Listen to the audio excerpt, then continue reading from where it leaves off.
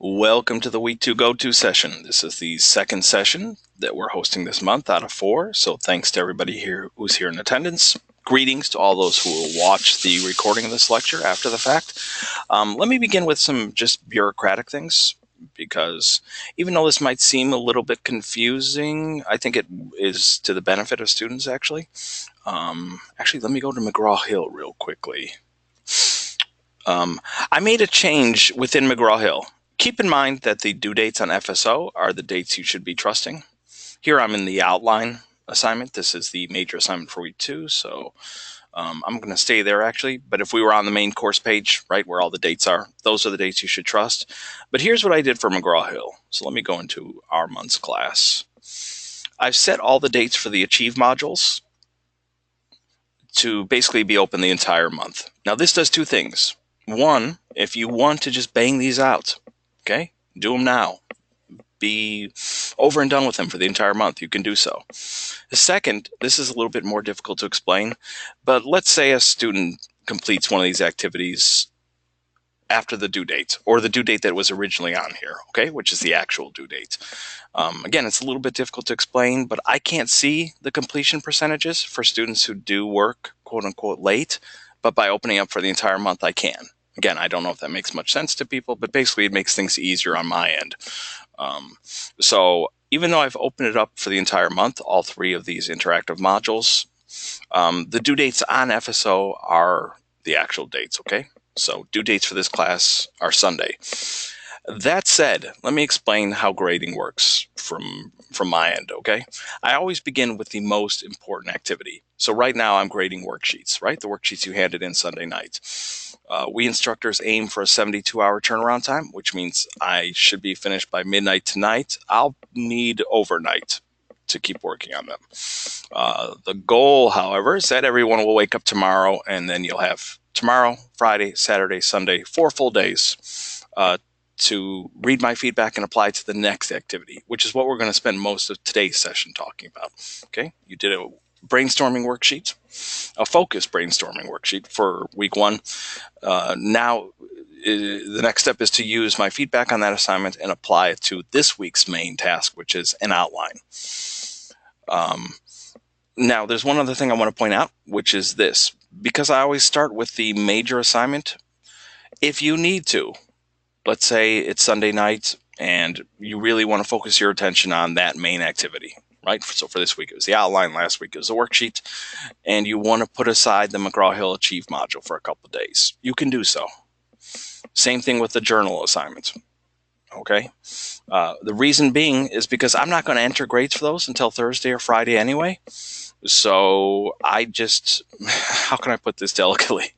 I just can't get all that angry if a student completed it on Monday or Tuesday or Wednesday, because either way, I wasn't going to enter the grade until Thursday or Friday anyway. But come Thursday or Friday, Thursday to be safe, okay? Yes, that's when I expect to see those activities completed. So when I check your McGraw-Hill progress, and let's say it's not done, or it's only at 72%, and I recorded that grade, 72, that's when I'll be less flexible when I hear, I don't know, explanations or excuses or whatever, because from my perspective, I'll say, listen, you had 3 extra days to work on this, okay? So you have that flexibility if you need it. Does this make sense to people? I know it's a little bit confusing. It would be much easier if I just said, it needs to be due on Sunday, and if it's not there, you get penalized. But I don't know. I think it's easier to let you know that you always do have these kind of 3 free days at the beginning of the week, because I'm going to be using that time to focus on the main activity to be graded. And then I get around to recording the grades for the other stuff. Also, quick comment about the journal. I've graded like just a couple, because mostly I've been focusing on worksheets, and they've been okay. But again, I need to repeat what I said last week, which is think of the journaling activity each week as an informal quiz. The purpose of the activity is a bit richer than that, but in essence, think of it like a quiz.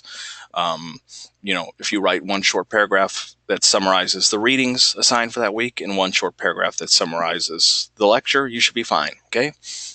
I think I said this in week 1. Just leave no doubt in my mind that you've done both. You've done the reading, you've attended or watched the lecture, and you should be good to go. I've been seeing a couple where, the summary of the reading is okay, but it either didn't touch on the lecture at all, or I didn't get a strong sense that the person truly watched the lecture. So again, make it clear in my mind that you've done both. Tyler's saying that he can't hear me speaking. I'm going to type a quick note to Tyler. Tyler, you might have to leave the room and enter again, or you might have to check your audio settings. Everybody else can hear me, so if there are audio problems, sometimes leaving the room, coming back in, or just making sure that your audio settings are correct. Okay, but I'm going to move forward, right? Everybody else can hear me, yes? Okay, so this week, like I said, the main activity is an outline. Most of you know what an outline is, right? If I open up actually, I do have some examples already open. Right, so an introduction usually has a combination of Roman numerals, capital letters. It's basically a hierarchical thing, blueprint, right? So sometimes after capital letters, you can use numbers. After numbers, you can use lowercase letters. The good news for this class is that you don't have to create the outline from scratch, okay? Sometimes, people know in general what outlines are, but then creating one can be a little bit confusing. No, you have this template, okay? Outline template to use. So the outline is already provided for you. You just have to fill it in. Now, I do have to make a couple cautions. One, you just completed a worksheet using a different template for the week 1 assignment. That is not the same thing as this. In other words, every Roman numeral, let me shrink this a little bit. Every Roman numeral in this outline represents a separate paragraph in your paper. Okay, that's what an outline is, by the way. It's a blueprint. It's a plan for something that you're going to write. So this is a paragraph by paragraph plan of the essay draft you will compose next week. So Roman numeral 1 is your introduction paragraph. And as you can see, it asks for 3 things. A 1-sentence hook, enticing your audience to read more. Just 1 sentence. Your actual hook might be longer, but I just want a 1-sentence preview of how you think your paper is going to begin. Okay. B, a concise description of the ad. Just 2 or 3 sentences, or 4, but it's short. It's not like what the brainstorming worksheet was asking for in week 1. Remember, it asked for a detailed description of the ad as if you were describing it to someone who has never seen it before, with special attention paid to key details in the ad. That's not this. Okay. Again, we're writing an introduction paragraph, and I'll get to the keynote lecture in a moment, but the introduction paragraph is a general paragraph, okay? It sets the table for the rest of the essay. And as I said in week 1, because your audience is the general reader, okay, almost like a perfect stranger taken from the street, things need to be explained to them. So having some sort of, opening move or hook, right? A way into your paper. A 1-sentence preview of that is what I'd like to see. A short summary or description of the ad. Again, concise, just the gist. This is just to give the general reader a sense of what the ad is about. And then, yes, your introduction should end with your thesis statement. And let me bring up the sample essay, and you'll have access to this in week 3, next week. But we did take a brief look at it last week as well. This is the full essay based on that Jeep ad we looked at last week. Okay. It's in APA format. We will talk a little bit about APA format tonight. But as you can see, here's my introduction. Okay, so here's my opening move or hook. Jeep, the well-known brand, practically markets itself with its reputation for ruggedness, independence, and adventure. By the way, come up with your own hook. I sometimes see students say, Call of Duty, the well-known video game, practically sells itself with its reputation for... Okay, that's borderline plagiarism because you're essentially taking my words and just sticking in your own ad. Okay, this was my hook, so come up with your own. But usually your hook needs to go beyond a simple sentence. So all of this is sort of my hook, where I riff on the idea of Jeep, what it brings to mind when you hear the word Jeep. Okay, that I think is my way to lure in the reader. Hopefully the reader finds these opening sentences interesting. Whether you do or not is arguable. And here's my brief summary of the ad. Okay, as you can see, just a few lines. I think I have what? 1, 2, 3. I've got 4 sentences. So it says 2 to 3 sentences, but 4 is fine. But short, okay? The reader doesn't want to sit through long, minute explanations of the entire ad, okay? Just give your general reader a sense of what the ad is about. So that's what I do here. And finally, here's my thesis. Remember, last week we talked about identifying those 3 important details. For me, it was the ad's use of color, its imagery, and its tagline. Okay? And so this entire introduction, it acts as kind of like, well, as the word implies, an introduction to the rest of the essay. Okay? It sets the table for what's to come. And specifically, the thesis lets the reader know what's going to come: a discussion of color, discussion of imagery, a discussion of tagline. And then I have a paragraph about color. This opening sentence here is called a topic sentence. Okay, it's kind of like the thesis for the paragraph. It lets readers know what the paragraph is going to be about. Here's my paragraph on imagery, also signaled by an opening topic sentence. Paragraph on tagline. And finally, a conclusion. So if I go back to the outline template, this is what the outline is asking for. What is your introduction going to look like? Give me a sense of what your opening sentence is going to be. Give me that brief description of the ad and your thesis. Now, obviously, the worksheet, one of the key things I'm going to be focusing on are your thesis statements. Remember, the worksheet asks for you to compose 2 thesis sentences with the idea that probably one might be stronger than the other. Or sometimes the student might have to take elements of both and combine them into one solid thesis. But yeah, okay, so there's introduction. And then you move on to your first body paragraph. Actually, I have a completed version of the outline, and so do you. If you go to the activity itself, you can see here's an outline example. Here's the template, the blank version of the outline that you're going to use to complete the assignment. And if we look at the completed version, which I do have open somewhere, I just have to find it. I do have it open. Here, let me just click on this again. Okay, so here's a completed version, right? So here's my introduction. 1 sentence hook. There's my 1 sentence hook. Oops, there's a period needed there. Right, and this is the same sentence that begins my paper. Concise description of the ad. There it is. Thesis. Boom, there it is. And then you move on to Roman numeral 2, which represents the first body paragraph in your essay, which will cover your first thesis point, right? So thesis, color, imagery, tagline. So the first body paragraph is about color. So it first asks for you to write a topic sentence. And the topic sentence goes here. Okay, sometimes students put it here, but no, it goes here. After your topic sentence, you need to include two main points you plan to make. Okay, 2 things, important things you plan to say in that paragraph about your topic. Then you need research. And I need to fix something here because so many students sometimes copy this example, and there's actually something that needs to be fixed here. Let me check real quickly. I need to check the dates on Chapman and Cousins. Chapman is 2010, Cousins is 2012. So 2010, 2012. This stuff here is normally not needed. Both of these quotations come from websites that are very difficult to... We're going to get into APA later in the session, but whenever you quote something directly, you need to include a page or paragraph number. But in the case of these 2 websites, it was very difficult to count paragraphs, not only because there were so many of them, but sometimes there were bulleted lists, which aren't quite paragraphs. So how in the world do you count? It was much easier to include this extra information. Normally, a citation looks like this: author's last name, year, page, or paragraph number. So if this were a page number, it might be page 12. Okay?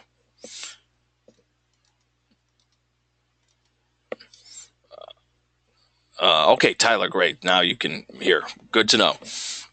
We're going to get into APA. I'm going to point you towards some important resources in a second. But yeah, just a caution. And here I was trying to be so perfect with the APA? Because the rule on APA is, yes, give your readers information that they need to find it. So when I include things like neutral section, or here it was beige and tan section, that's just additional information, meaning that if you scroll down to the beige and tan section, you can find this quote in the first paragraph. Normally, you're not going to have this kind of information. As a matter of fact, I might cheat and go back to the template and just eliminate this stuff. Even though it's not a perfect APA citation anymore, at least it will look more like a typical citation. We'll see some more typical citations later. But anyway, my point is, for this paragraph, your first body paragraph, topic sentence, 2 main points you plan to make, a piece of research. I've included 2 here, but you only need to include 1 with an APA citation.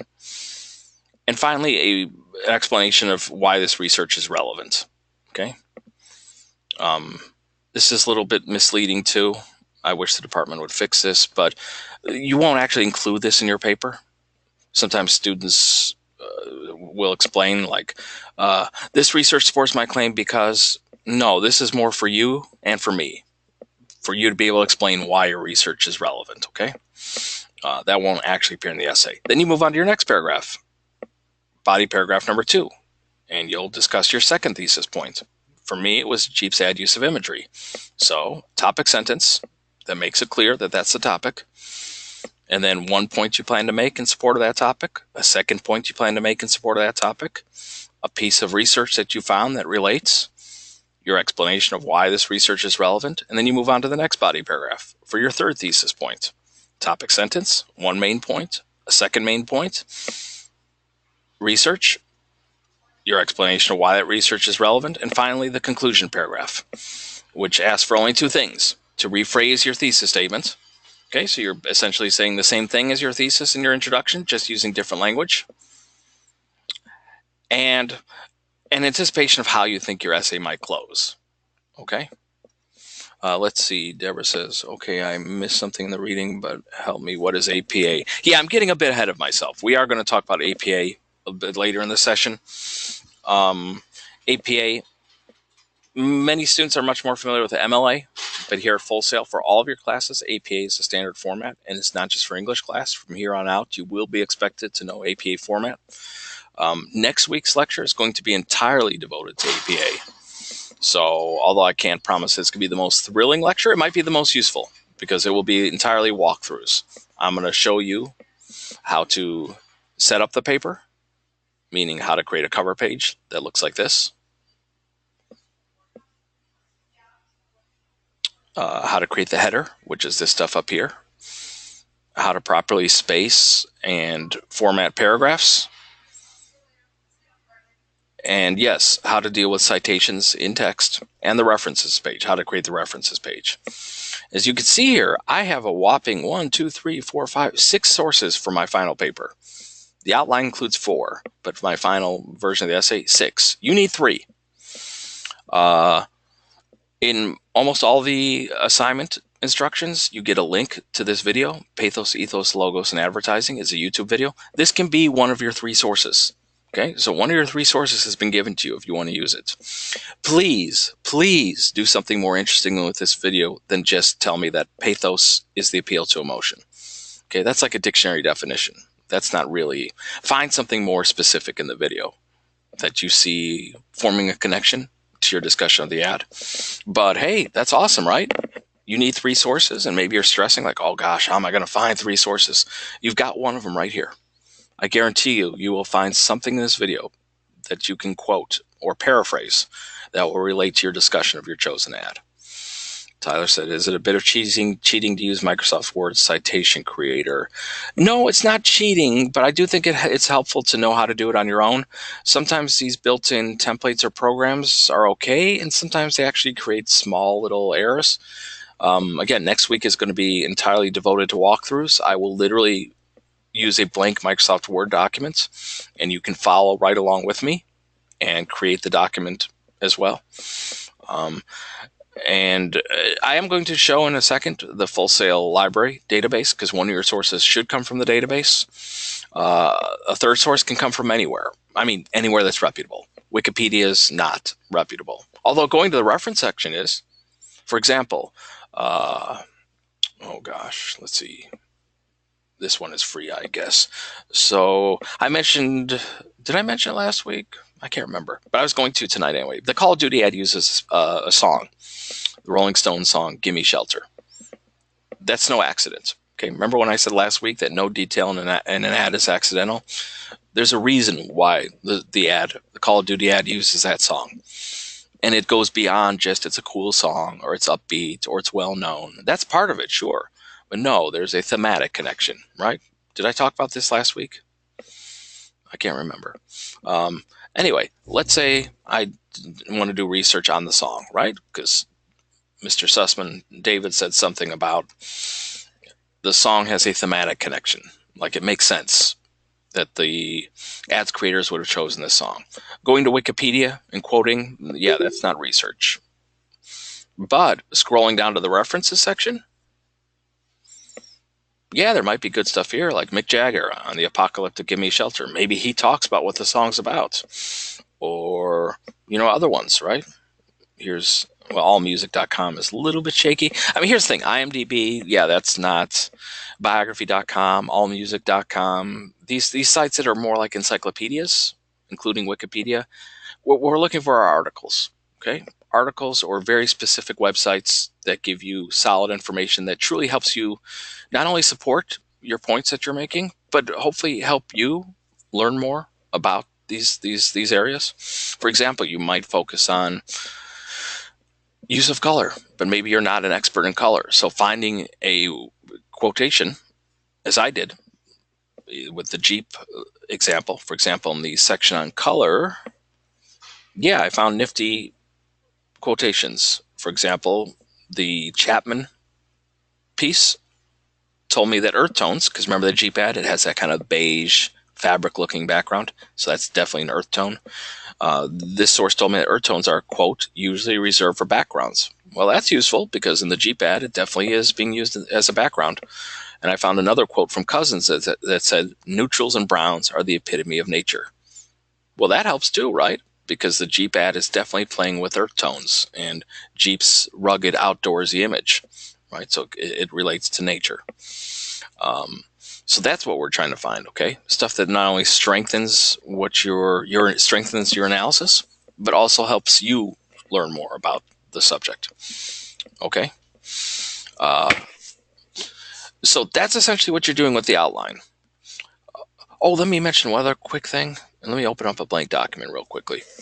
And this applies not only to the outline, but for the essay draft that you'll write next week. Remember, your audience is the general reader. So I sometimes see, for example, remember the outline template asks for a one-sentence preview of how you think you'll begin your paper. And sometimes I see students do this, not just in the outline, but sometimes even next week with the essay. In this ad, the man is nervous on his first day of work. Now, I know what ad the student is referring to. It's the McDonald's ad. But does it make sense to all of you that the general reader wouldn't understand that? That the general reader would be thinking, what ad? What man? Right? And even if the title of your paper is, McDonald's, first day analysis. Still, the title cannot substitute for your own language, right? You can't just point to the title and say, oh, but it's clear from the title. No, your actual language has to be clear. So an opening sentence that would be much clearer to the general reader would be in the McDonald's ad first day, a young millennial, although that's kind of a repetition, young millennial,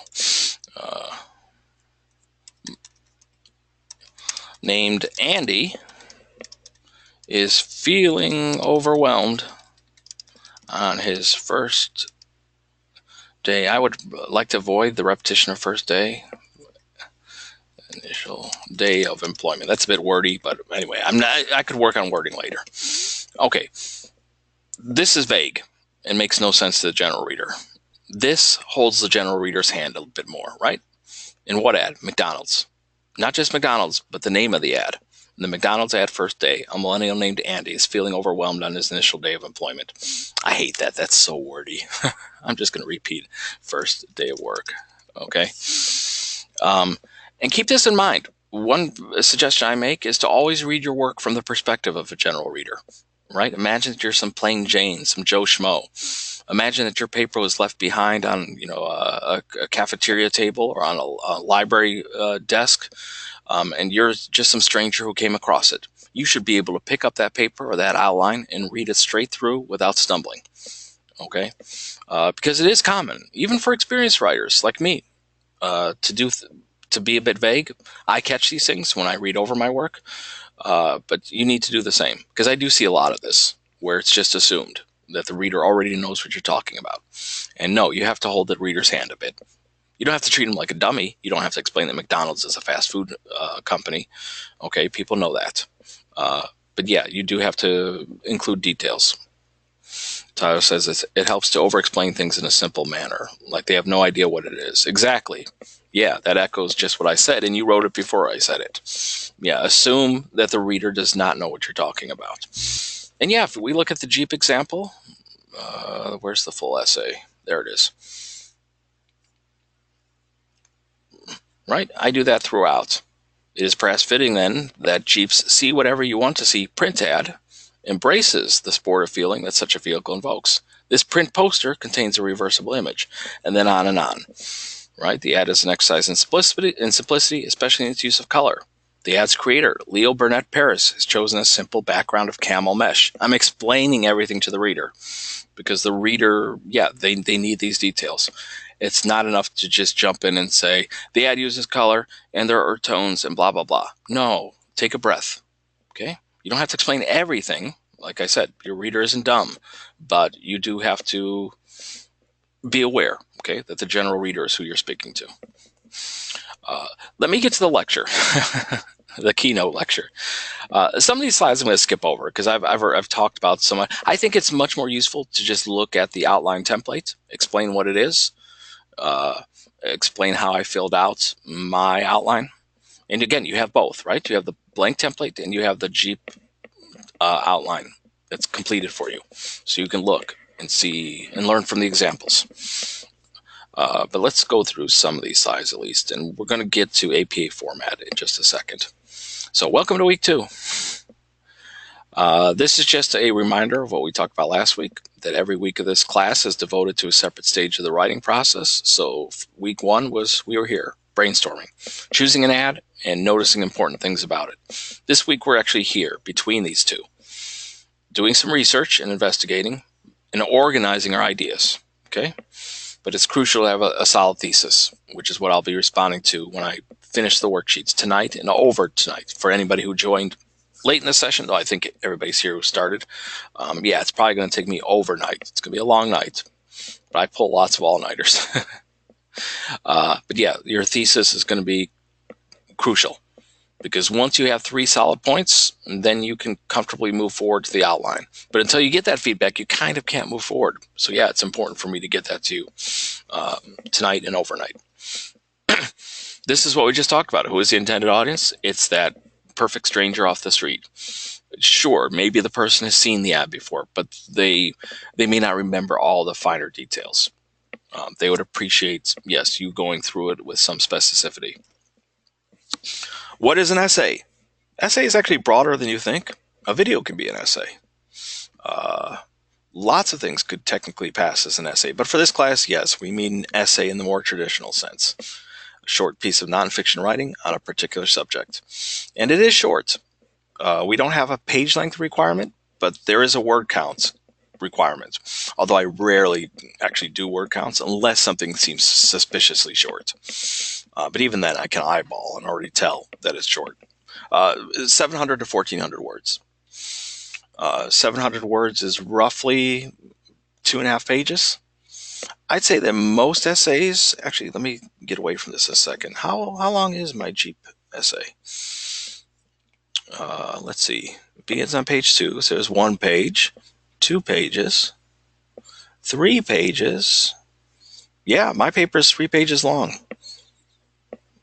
And I'd say most student papers are probably in the 3 to 4 page range. It's rare that a student goes beyond that. And actually, I'm curious, what is the word count on this sucker? Let's see. Tools, word count. 925 words. So you can see 3 pages. I'm well over the 700 word minimum. 700 words, by the way, would be pretty short. I actually think it would be closer to 2 pages than the 2.5 that I said. But look, 3 pages, 925 words. So it's not as long as you think. So don't be scared by the word count or the page length. This is actually a short paper.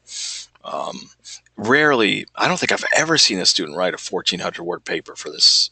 1,400 words would be, oh gosh, if that 3 page was 900 words, then yeah, we're talking like a 6-page paper. I don't think I've ever read a 6-page ad analysis paper. 4 pages is usually as long as it gets. Okay. Emily says it also. Oh, nice. Thank you, Emily.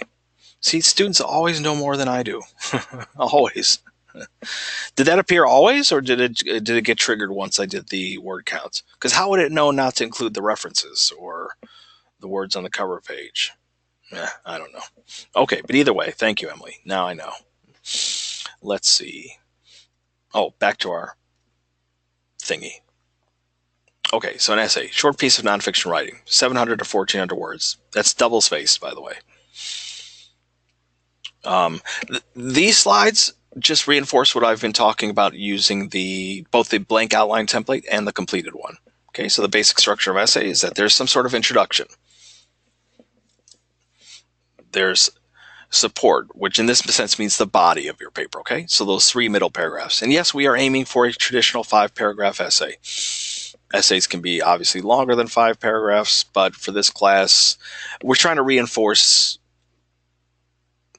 basic knowledge. I think that could apply to any writing situation. So even though we have all types of students. So some of you are probably thinking, I already know all this. I know what an outline is. I know what a thesis is, but not all students do. And it's important that students come away with a solid sense that writing needs to be organized, that some of these ideas, like 1 topic per paragraph, can be carried over into whatever class you take, okay? Because just about any piece of writing is going to have some sort of introduction or beginning, right? So a short story doesn't have an introduction, but it has a beginning or a start. All pieces of writing have some sense of closing or conclusion. And yes, most pieces of writing have a body or a middle, okay? Or even think of like a memo, right? An interoffice memo. Might not use paragraphs, might be very short, but it usually will begin with even a single sentence that kind of acts like an introduction. You know, dear employees, I'm writing to inform you of changes we've made to the 401k plan. And then it gets into the body. Maybe the body isn't even written as a paragraph. Maybe it's just a bunch of bullet points. And then there's some sort of closing. Thank you for your time. These changes will go into effect in the new calendar year, right? So same thing. Essays 2, introduction, body, conclusion. And here's just some more information about each of those, echoing what I've already said. The introduction is a general paragraph. It sets the stage for the rest of your essay. And yes, it should end with your thesis statements. And then the body of your paper is where you discuss and develop your ideas. The introduction is not the place to begin or even get into your analysis. Notice that in my introduction for the Jeep essay, I didn't start talking about earth tones or why that's meaningful. So let's say you're writing about the Call of Duty ad. I choose that because so many students select that ad to write about. Yeah, you're not going to talk in the introduction about why it uses the Rolling Stones song. You're not going to talk about its diverse cast. Okay, that's saved for the body of the paper. The introduction is much more general. But you discuss the specifics. Your actual analysis occurs here, okay, in those 3 body paragraphs. And finally, conclusion, where you echo your thesis, reminding them of your main ideas. And here it says, set your readers down gently. That's true. Sometimes I say to find the right final note on which to end your paper. And I know that introductions and conclusions can be confusing for students. How do I begin? How do I finish things off? When I was a student, sometimes I'd just go online and read things. Okay, it doesn't have to be an ad analysis, but anything that looks like an essay or an article. How do they begin? How did that author close things out? You can learn a lot just by looking at examples. And again, next week you will have 2 examples. Next week we move from the outline to the actual writing of the essay draft. And you have 2 papers, my Jeep essay and also a former student's paper on the Diet Coke ad we looked at in week 1. So you have 2 examples of essays. And although, no, you should not imitate exactly or borrow any wording, but absolutely you'll use those papers as models, right? They should inspire you. You should be able to read both and think, oh, okay, I kind of get a sense of what these sound like and feel like. Last week we also spoke about thesis statements, right? We gave some examples for Jeep and for Diet Coke. Paragraph structure. I have no idea why this H has been bumped down. And again, we've talked about this when we were looking at the blank and completed outline templates. Your body paragraphs should start with a strong topic sentence. Again, think of it like as the thesis for that individual paragraph. Just as the thesis promises what's to come in the essay, when your thesis says, you know, the Call of Duty ad uses A, B, and C, so the readers know that there will be a paragraph about A, a paragraph about B, a paragraph about C. The topic sentence acts as like a thesis for that individual paragraph. If the opening sentence mentions the ad's use of color or the ad's use of music, then there's an expectation that, yes, that paragraph is going to be about color or it's going to be about music. Okay. And in each of your body paragraphs, yes, this is where you're going to explain your ideas in further detail so they're understood. This is also where you're going to put in research. By the way, if you do the outline pretty thoroughly, and I don't think the outline is that terribly difficult. I think the biggest issues I see is, students who, because they haven't watched the lecture necessarily, think, oh, it's another worksheet, just like week 1. And so they fill it out randomly. And no, this is an outline. It's a paragraph by paragraph plan for your essay. So it needs to be treated as such. But if you do all this, if you've been following along, and it seems pretty clear that the introduction requires an opening hook, a brief description of the ad and your thesis, and that each of the 3 body paragraphs ask for a topic sentence, 2 points you plan to make, piece of research, you should be fine. Not only should you be fine, but once you've done all that work, it will be much easier to write the essay draft because you have the skeleton in place, including research. That's why we ask for a quote from your research in each body paragraph, because if you have a solid quotation in place, you've got all the pieces. Again, you have that skeleton. You just need to hang flesh on that skeleton. And finally, a link. I sometimes call this a cincher line, that you end with a link that kind of summarizes or consolidates your point. And real quickly, because I know that going back and forth drives people crazy, but I just want to show what this looks like in the Jeep essay, which I need to find. Again. That's the outline. Oh, I had it right there. Okay. So, for example, let's look at the ad's use of color. Topic sentence. Right? So the reader knows this is about color. And then, again, I explain things to the general reader. The ad's creator has chosen a simple background of camel mesh. The ad's beige background brings to mind fabric and textiles, a burlap sack, a tawny canvas tent, khaki clothing. The color might also suggest environment, dusty paths, windswept dunes, even the debris kicked up in a Jeep's wheels wake. Okay, so description. Okay. Again, the reader doesn't know everything, so take the time to describe things. So if you're discussing the Altoids ad, its use of color, you would explain that. And then analysis comes next. The color choice is no accident, for it reinforces Jeep's outdoorsy image. Then I have research, quotations that back up what I'm saying. And here's my link or cincher line.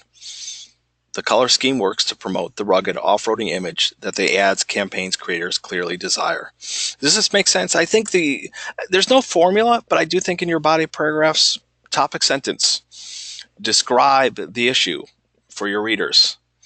Then explain its importance, including research, and make sure that you end with a line that kind of ties it all up, and then move on to your next point. Okay, and I do think that studying the examples will help a lot with this. because I truly don't think it's that difficult of an assignment, but it does need to be done well. Let me fly through this because we already looked at this. Okay, research. So let's talk about research in APA. Like I said, one of the sources should come from the APA, the library database. Oh, I forgot about this cute image. It sometimes gets people hungry. Quote sandwich. If you do use a quotation, it needs to naturally be incorporated into your paragraph. This means you set up the quotation, you deliver the quotation or piece of research, paraphrased research, and you follow it up. Okay. If not, there's a danger that research will feel like it's just coming out of the blue, like it's just been dropped into the middle of the paper. So always set things up. So again, here, for example, where I'm discussing the Jeep ads imagery. Okay, I'll just highlight this. When one rotates the ad and looks at it upside down, the image changes, and suddenly the giraffe head is gone. I mentioned that in the previous sentence. A standing penguin having taken its place. The advertisement's use of optical illusion is powerful, and this strategy would not work if it were applied to, say, a Ford or a Lexus ad.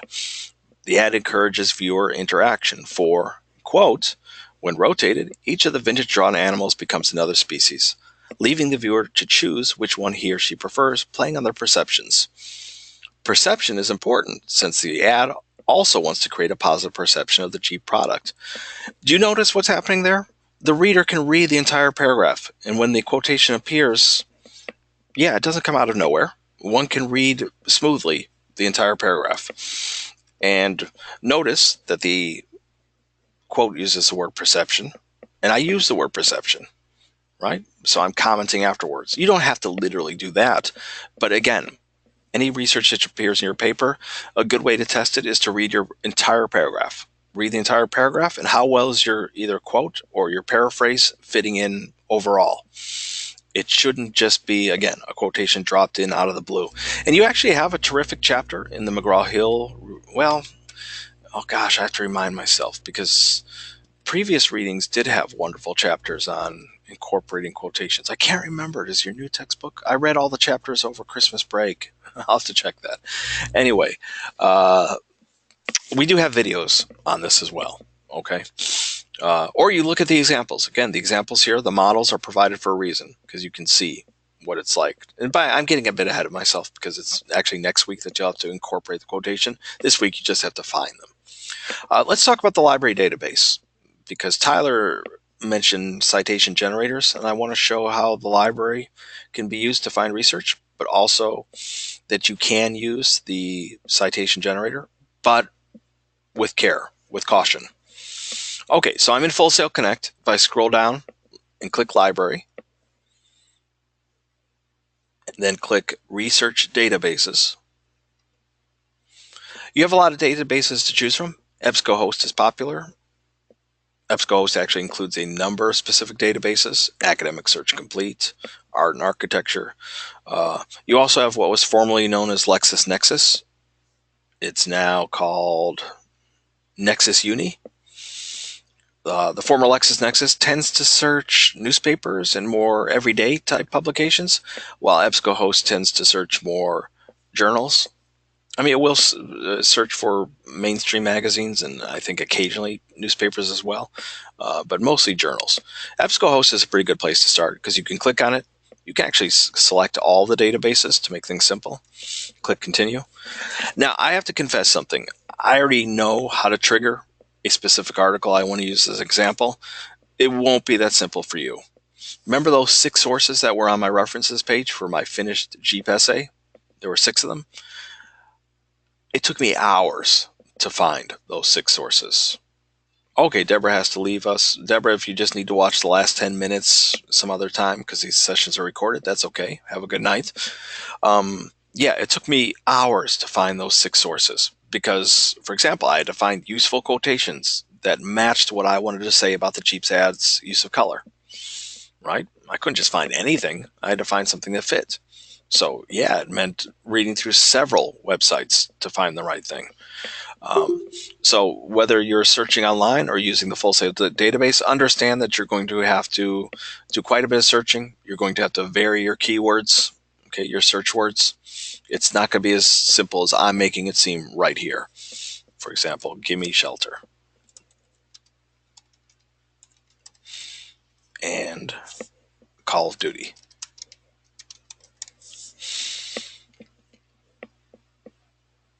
Oops, I think that's because I didn't put a space. So I've only got 3 results, but that's okay because I already know that, and I'm going to use this this article next week as well. This is from Billboard magazine. So Billboard is a trusted source. It's a very, very short piece. So that's another thing. You have to actually read through them and decide if there's anything useful. Most of this stuff doesn't seem entirely on topic. For example, the game itself set a new record for opening day sales with 5.6 million copies sold.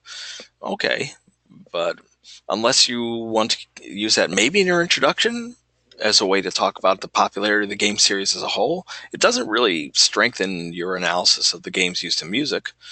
But this stuff here, maybe, according to Activision Vice President of Music Affairs, Tim Riley, scoring, he means getting. Giving shelter for the ad was no small feat. So it wasn't easy because he had to fly out to New York and get permission to use the song, including permission from the band itself, okay, in order to obtain approval from the band members as well. And although this information, yeah, it's not direct either because it's not explaining why this song was used in the ad, it is evidence that, well, clearly Activision wanted this song, right? This specific song. They could have used any song if they just wanted something that was upbeat, energetic, well-known to the public. No, they specifically wanted this song and went to such lengths that even getting band member approval. So what is it about this song? Maybe a second piece of research would really solidify things, but yeah, maybe there's something here. If you're, again, sort of tangentially arguing that clearly the song is meaningful, because why else would they go to such lengths to get it, to use it, right? So you're going to have to do the same thing. Once you find an article that's worthwhile, if you find it through the library database, yes, you have a tool here called the citation tool. But here's the thing. It is important to know how to do APA in general, because the citation tool makes lots of mistakes. Let me try this again. Okay, so yes, if you scroll down, here's APA. But there are mistakes here. The author's name should not be in all caps. Citation generators love to do that. Sometimes they put the author's name in all caps. Sometimes they put the title in all caps. That's not correct. Also, APA has really goofy rules for titles on the references page. For instance, let me open up a blank document real quickly. Let's say you find an article titled "The Road Ahead, the Road Behind." In MLA, this is how you would capitalize things. And let's say it's written by an author named John Smith. Okay. But in APA, you actually do this. This is, by the way, for reference. In-text citations are different. Author's last name, first initial, a year goes in parentheses. I'll just make up a year, 2010, period. Period's also always after each piece of information. But then next comes the title. And the rule is you capitalized just as you would a normal sentence. Okay. Then comes the name of the publication. Then comes retrieved from. And I'm going to go over this next week as well. This is the kind of stuff I'm going to be doing next week, creating references and citations in real time. But yeah, this needs to be fixed. This should not be in all caps. And the S in sales should be lowercase. Now, if your title includes someone's name or a word like Tuesday, yeah, you would still capitalize. Because again, the rules are you capitalize just as you would a regular sentence. Okay? The Tuesday road ahead, the Tuesday road behind. By the way, this is a goofy title. I'm just making stuff up. So these are the sorts of things you have to fix. So sure, go ahead and grab the reference. copy it.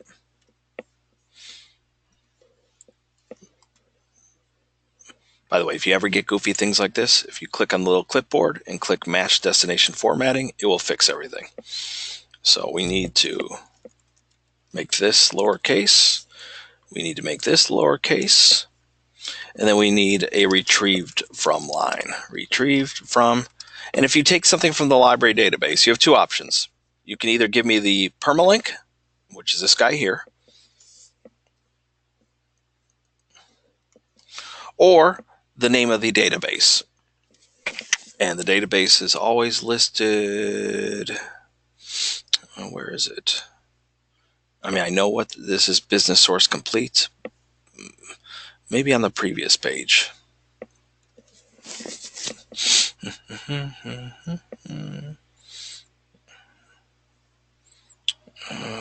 Here, oh, I'm sorry, it's at the top, database, Business Source Complete. So you can either take the permalink or the name of the database. Don't mix both, choose one or the other.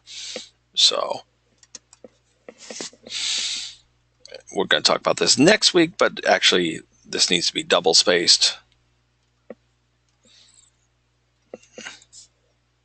Donahue comes before Smith, even though Smith is completely invented.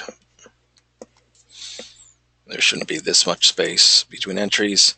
And if an entry goes down to a second line, you actually need to drag it ½ inch. Okay. So there. And I'm going to be doing more of this next week. For anything found in the database, it's good to use the citation tool because this is volume, issue, and page number information. And it's not difficult, but as you can see, it's kind of easier when it's done for you. If you find something online, then you just put the URL, right? So never use Wikipedia, but I'm just going to, actually, let me choose a real URL. Okay, so just grab, this is from NPR.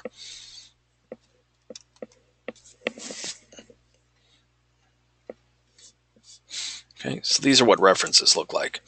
And because you have a completed outline, you also have, you could also look at my references page. Okay, so Chapman. Here's the confusing thing about APA. APA is actually not difficult at all. I didn't know anything about APA before I came to Full Sail, and now I feel like I know it like the back of my hand.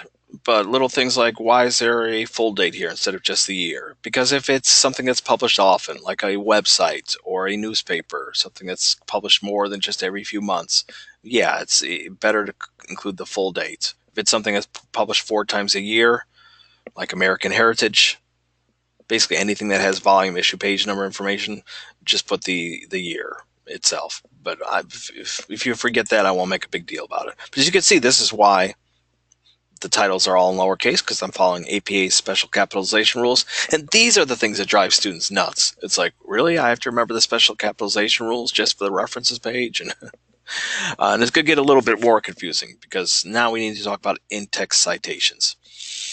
And actually, there is one good thing for the outline. I mostly want to see, yes, the outline requires you to create in-text citations and a references page. I want to see that you're mostly on the path towards following APA.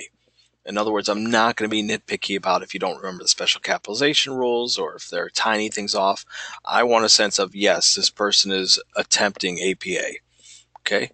Next week is when I'm going to expect near perfection, because next week's lecture is going to be completely devoted to APA, including walkthroughs. Again, I'm going to open up a blank Microsoft Word document, and you can follow right along as I teach you how to format the paper. I'll create in-text citations in real time, and I'll have several real articles available and create references for them. That's where I'll expect, yes, APA should be, nearly 100% perfect. For the outline, I want it to be 80 to 90% perfect. In other words, I won't take off huge points unless I see that the student is completely just making things up. They're not following APA at all. Okay. Does this make sense? Projectapa.info. I'm going to type this into the chat. Projectapa.info. I encourage everybody to click on it now and bookmark it. This was created by a fellow member of our English department. And the nifty thing about this is it just focuses on this stuff that you'll need to know. Okay. APA manuals and MLA manuals are typically book length. They're hundreds of pages long. You don't need all that. You just need to learn how to create basic in-text citations and references.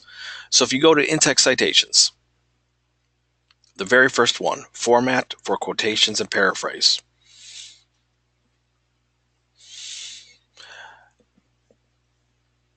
This is a little bit confusing because, and I actually have another document here too in the actual assignment. It's called the In-Text Citations Concise Guide. This is a longer explanation that I wrote. Here's some useful information on in-text citations. APA is easy, it really is. And yeah, there's a lot of stuff here, but if you read it, I swear in-text citations will make a lot more sense to you. At the very least, you have examples. And same thing with the projectapa.info. And what confuses students is, for example, you can mention the author's name, the person who wrote the research that you found, in your actual sentence. If you do, it's a rule. You just have to immediately put the year in parentheses. So according to John Smith, 2014, American students are underperforming in comparison to their world peers. This is a paraphrase, not a direct quotation. I'm saying things in my own words. If that's the case, yeah, you're done. However, if you quote directly, if you mention the author's name in your sentence, again, the year has to appear immediately in parentheses, but also a page or paragraph number is needed at the end, after the quotation. And notice that the period goes after the citation, not here, because the sentence doesn't end here. The sentence ends here. Or it's kind of like choose your own adventure. This is what confuses students. Or you can save everything for the end, meaning you don't mention the author's name in your sentence. You just find your own natural way to lead into the research. So here, I don't mention John Smith's name. I just say, indeed, according to recent studies, American students are underperforming, blah, blah, blah. And then at the very end, Smith, 2014. Or if I do the same thing, but use a quotation, indeed, according to recent studies, quote, Americans seriously lag behind other students worldwide, end quote. And then Smith, 2014, page 42, okay? Page or paragraph number. And projectapa.info does the same thing, okay? If you're using a direct quotation, you can mention the author's name in your sentence. If you do so, a year immediately appears. And at the very end, you put a page or paragraph number. Or you find your own natural way to lead into the quotation and just save everything for the end. Same thing for paraphrase. If this is already making your head spin, my advice is study the examples. Okay, study the examples on projectapa.info or in my documents, the Concise Guide to In-Text Citations, and imitate them. Okay? Because I think through imitation, then the rules will stick. It's, like I said, it's not that confusing, I swear. APA actually seems commonsensical to me now and pretty straightforward and simple. But yes, I understand that at first it seems like a bunch of random rules, conflicting rules, different ways to do things. But honestly, if you spend some time with it, there is rhyme and reason to it, and it actually isn't as difficult as it seems. And next week, again, it's going to be completely devoted to APA. Quinn says, what if I talk to people and do my own research? No, that doesn't count, Quinn. I don't, no offense, but I don't know who you would speak to that would possibly be considered solid research. Okay, friends' opinions about games is not research. And actually that raises an important point too, is that, yeah, we're looking for not just research or quotes from people who are experts in this area, but people who are knowledgeable, right? About, for example, if you're writing about the Call of Duty ad, the goal here is not to really write about the game. The game is not important at all. We're doing ad analysis. So, yeah, I understand the spirit of your question, but it actually makes me a bit nervous too, because I do sometimes see papers where students sort of forget that the focus is on analyzing the ad. And it doesn't matter what ad it is. By the way, I chose these ads, these approved ads, not based on how much I like them or how much I think students will like them. No, I chose ads that I think have lots of things going on that can be easily noticed. To me, it makes little difference whether I like the ad or care about the product. I can analyze whatever ad you throw at me. So, I mean, don't misunderstand me, Quinn. I think it's a good question. I think it's a question other people are thinking about too. But yeah, I've seen it in practice. Someone asks their mom or asks a friend, and then they try to quote them, and that's not research. Um, Here's where the examples will help out as well. This week's sample outline, and next week again, you'll have two essays, two ad analysis essays, and seeing how those essays incorporate research, I think, will be helpful. Let's see, Tyler says, just a bit of practice for sure. I appreciate the information. You like APA more than other citation areas. Yeah, I think APA and MLA are similar in a lot of ways. They both basically do the same thing, just with different sets of rules. But it can be difficult if someone's used to MLA to switch to APA. But it's honestly, it's not that difficult. It seems like it is, but it's not. Mostly, it's about you taking the time to study the examples. Okay. So questions, because we've reached the end of the session. Questions, comments, concerns. If you are comfortable with everything we've gone over, if you feel like you understand what to do for the outline, you understand what's needed in terms of APA, remember, I'm not expecting APA perfection, but I do want a clear sign that you are following APA, even if some of the particulars are a little bit off. But if you're comfortable with all that, you are free to go enjoy the rest of your evening. I thank you so much for attending, and we'll do this again next week. And I'm going to hang out a little bit and answer questions for people who have them. So fire away.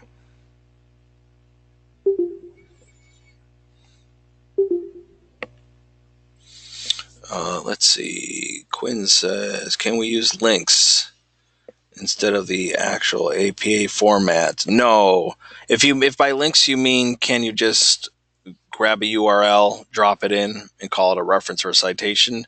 No. APA has a URL is not enough. A web address is not a reference. A reference, like here's my full Jeep essay.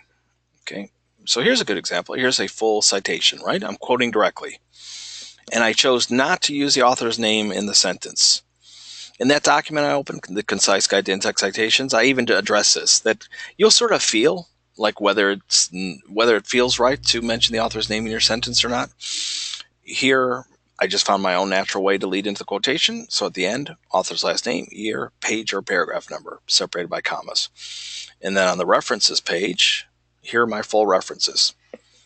And that quote comes from this guy right here, Radich, or Radic. Okay.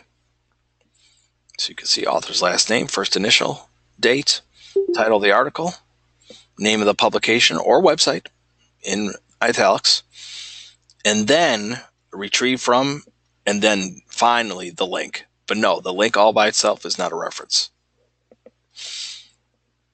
And to anybody, and I do see that, and sadly, that is where points get seriously deducted. Because if I just see a bunch of websites listed here, yeah, I'm going to think this is an APA format, and the student hasn't attempted APA format. Let's see. Skylar says, where are those examples found at? You have the Jeep essay you don't have available to you yet. That comes next week. This and an essay written by a former student about the Diet Coke ad we looked at in week 1. That opens up next week.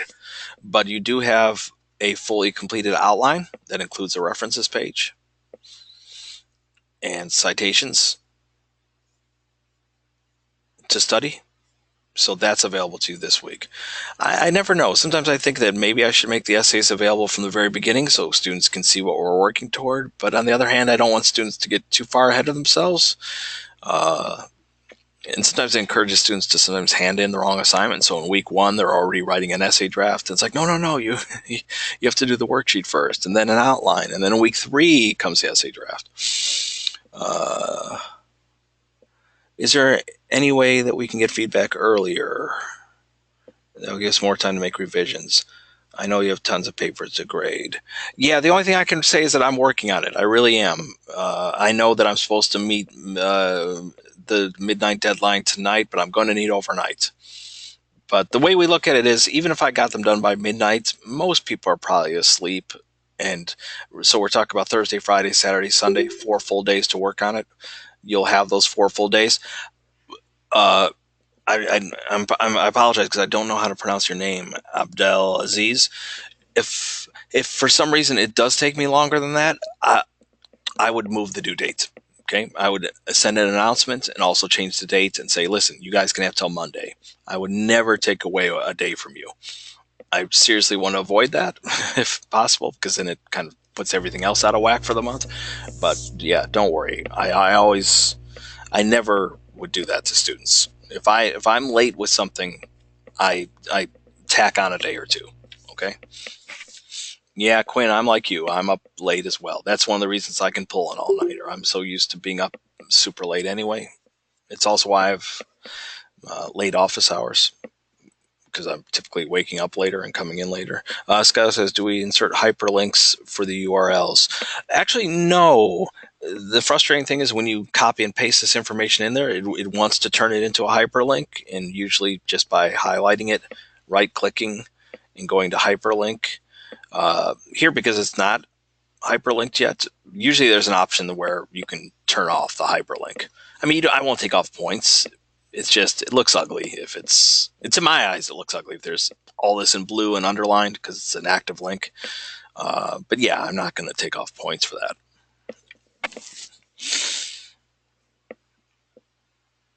that. Quinn says, where we got our findings, or is just the page and chapter? So do we also have to name the book? Okay. Again, you're probably not going to find information from books. Occasionally students do, but mostly you're going to be finding your sources either from articles found through the library database or articles found online. Okay? And again, you have this information, Quinn. You have it in projectapa.info that I put in the chat and encourage everybody to bookmark. You have it in the examples. So as you can see, for the reference, you need author's last name, first initial, a date, the title of that article, the name of the magazine or website. So here, this is the name of a magazine. Codrops, that's the name of a website. And then retrieve from plus the web address. If you're talking about citations, you typically need 2 or 3 things. If you're quoting directly, which the outline does ask for, by the way, yeah, you need an author's last name, year, and page or paragraph number. Why do I say page or paragraph number? Because not all articles have page numbers, right? If it's an article that's found online, you might have to scroll down to keep reading it, so you count the paragraphs. So this quotation comes from paragraph 3. If it does have traditional page numbers, you use page numbers. Okay, but mostly I would say study the examples. Tyler has a hand up. Did you do that on purpose? I do think it's easier to ask the questions in the chat. It's not that I don't like to unmute people. It's just it's a little bit awkward on my end because I have to unplug my headset. I can give it a try if you would like, if that's easier for you. But sometimes there are issues. Although I do have a brand new MacBook. Maybe that. Okay, Tyler took his hand down. I should try it because I had an initial laptop where it worked perfectly, and then I had a laptop where I had to keep unplugging my headset or else I couldn't hear. Okay, but as I'm waiting for that, let's see, anything else I should stress? Yeah, mostly if you have any doubts with APA, examples. APA really is about just finding the models. So if you're not sure how to create a citation, study the examples. Okay, projectapa.info has them. The sample outline has them. Next week, the sample papers will have everything in place, including what it looks like to see a quotation naturally incorporated into a paragraph. I'm a big believer in learning by example. I'm not someone who learned English from studying grammar books. I just read. And if I was ever curious about how to do something, how do you begin a paper? How do you end it? I would look at examples. Same thing with formatting. Examples. Okay. Any other questions? I feel bad. Maybe I should have tried harder to unmute Tyler because he must be typing away. There we go. For research purposes, I have slight trouble finding things pertinent to my topics from EBSCOhost. Any tips on that database or ones like it?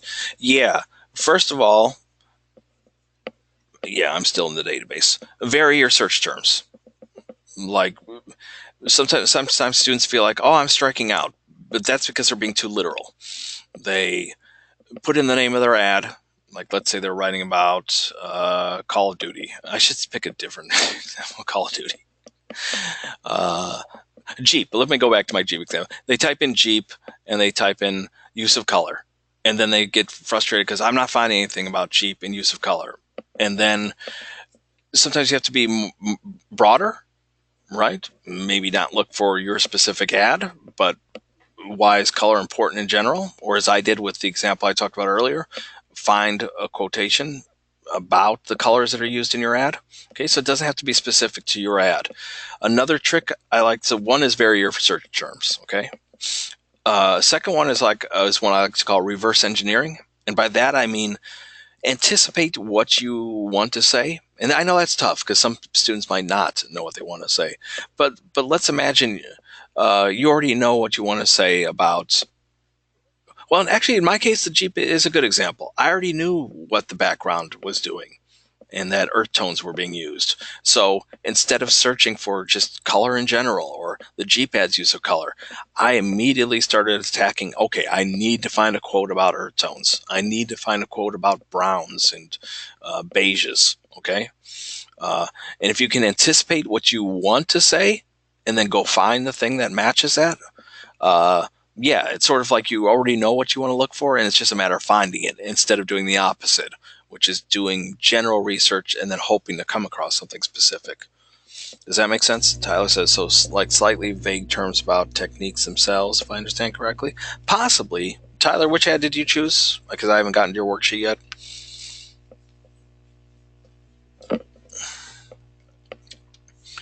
Because it is tough, because sometimes I have to tell a student, I think you're being too broad here. Like they'll write about the Call of Duty ads using music, and they'll drop in a generic quote about how music is important or about how music is popular with people. And then I have to be the mean instructor and say, really? You couldn't find something much, much more specific, like why this song is important, instead of giving me a general quotation about how music is important or how it's appealing to people? Okay, you're writing about Call of Duty. So, yeah, I'd say vague isn't the right word. I think vague terms could get you in trouble. Because I haven't seen your worksheet, I'm not sure what your 3 analysis points are. But let's say you're writing about the ad's use of color, or excuse me, no, the ad's use of music, right? The Rolling Stones song. The ad's use of a diverse cast, because it uses people of different genders, different socioeconomic backgrounds as represented in their different professions, right? So vague in the sense that, could you find a quotation about how advertising in the 21st century needs to target a diverse group of people in order to be successful? Or about how diversity issues in advertising are more important today than ever? Yeah, that's relevant. That would fit the Call of Duty ad in some way. So in that sense, if you meant vague in that way, I agree. But no, I don't think the solution is to truly do vague searches. Yeah, I think there are 2 ways to go about it. Either it's broad, but still on target for your discussion, like issues of diversity in advertising, or very, very specific, like I said, reverse engineering, knowing the specific point you want to make and going and finding that article or that quote. Does this make sense?